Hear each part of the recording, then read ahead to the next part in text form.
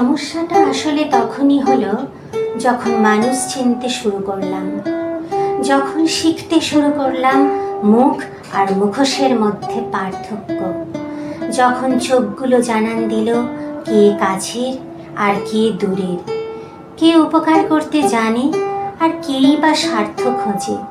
হ্যাঁ, সমস্যাটা তখনই শুরু হলো যখন মানুষ চিনলাম খুব কাছ থেকে।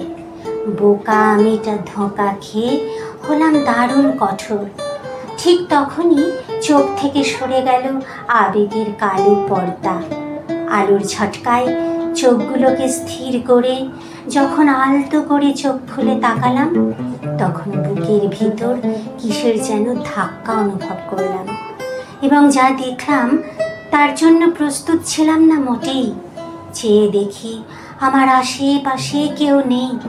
ধু ধু মরুভূমির মধ্যে আমি একা ঠায় দাঁড়িয়ে। ভয় পেলাম খুব, দৌড় দিলাম নিজের সবটুকু শক্তি দিয়ে। কিছু দূর যাওয়ার পর দেখলাম দু একজন দাঁড়িয়ে, আর এরা তারাই ছিল যাদের আমি দূরে সরিয়ে দিয়েছি অন্য কারো মোহে পড়ে। বুঝলাম আমি ভুল ছিলাম।